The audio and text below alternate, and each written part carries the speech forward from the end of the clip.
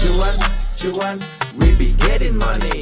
Cuan. Oke guys, kita bikin video pagi-pagi untuk nge-share info teman-teman semua tentang pengumuman MSCI dini hari tadi. Ya teman-teman, di sini sesuai yang kita prediksi ini nggak akan nambah tapi akan ngurangin.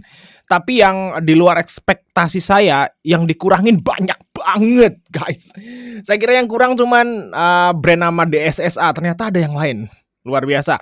Terus yang di small cap index juga banyak banget teman-teman. Nah, kita lihat di sini. Nah, sebelum kita bahas satu-satu, bagi teman-teman semua yang pengen ngikutin pelatihan swing pendek STS, masih ada seatnya teman-temannya di tanggal 17. Nanti kalau teman-teman semua yang punya pekerjaan offline ya, guru, karyawan, ya, pengusaha, pegawai gitu ya, yang pengen dapat profit di saham tapi santai ya. Karena memang rumus yang kita berikan nanti itu khusus buat saham-saham yang berfundamental bagus aja, yang lagi drop, yang pengen naik, yang mau naik lagi. Nah, itulah saatnya kita itu beli, teman-teman. Nah, contohnya nih yaitu Adaro. Adaro tuh pernah muncul di 1870. Ini Adaro saham fundamental bagus yang lagi diskon dan dia mau naik, itu akan muncul di screenernya. Nah, screener ini akan kita berikan ini tanggal 17 dan gimana cara pakainya kita akan bedah semua teman-teman ya, kita akan beritahukan semua.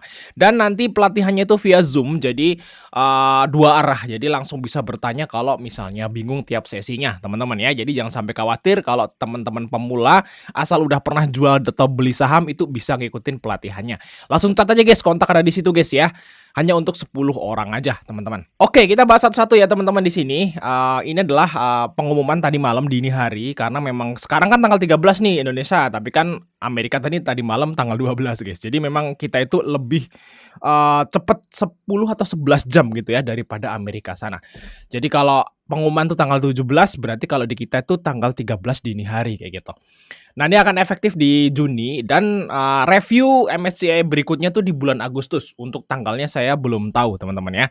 Nah, kita lihat di sini ya. Ini untuk MSCI Indonesia Global Standard edition atau penambahannya nggak ada.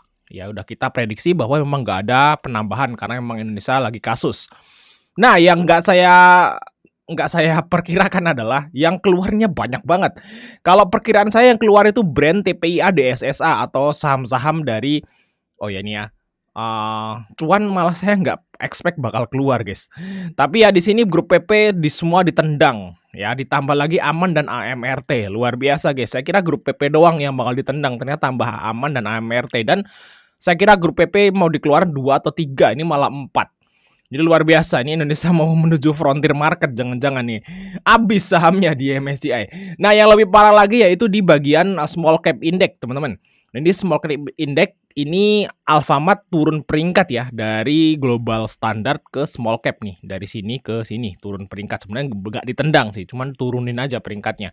Nah, yang di bagian small cap index normalnya guys ya, normalnya biasanya ada yang masuk ke micro cap guys.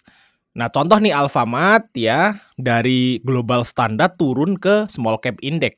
Nah, tapi guys ya, dari bagian small cap index yang dihapus itu nggak ada satupun yang masuk micro cap guys. Memang ini parah banget teman-teman. Harusnya sih yang di sini dikeluar masuk ke sini teman-teman, seharusnya ya. Seharusnya adalah sebagian besar yang masuk ke micro cap, ternyata nyatanya enggak teman-teman. Luar biasa nih apa yang pengen dilakukan oleh MSCI, nendangin. Ini jelas nendang saham-saham di Indonesia guys dari indeks MSCI teman-teman. Nggak mau nambah tapi ngeluarin banyak banget. Antam, Ali, Bank, BSD, DSNG, Sido. Wah, Sido ini udah di bawah banget ya. Terus MIDI, Mika, waduh, Mesin, Tekim ya. Apik, SSMS, TAPG. Nah, semua ditendang dari MSCI Small Cap Index. Dan micro capnya nggak ada penambahan. Padahal yang ditendang dari small cap banyak banget. Wow, ini saya kira sih bakal merah marketnya seharusnya hari ini teman-teman. Tapi kalau menurut saya pribadi guys ya, menurut saya pribadi ini nggak masalah teman-teman ya, bagi teman-teman semua yang belum punya saham. Nah, kalau kalian misalnya bentuk uangnya masih punya tabungan atau masih punya RDN cash kayak gitu, nah ini malah kesempatan buat beli teman-teman. Karena MSCI itu nggak ada hubungannya dengan kinerja teman-teman. Apalagi bagi saham-saham yang bagi dividen nih, ya kayak macam Sido gitu ya. Terus apalagi yang dividennya gede di sini nih? Antam gitu ya. Ali dividennya juga lumayan, teman-teman. Nah, ini teman-teman mungkin bisa malah beli nih, ya, kayak gitu. Kalau misalnya dia drop dalam. Jadi fokus aja. Saran saya kayak gini, teman-teman ya.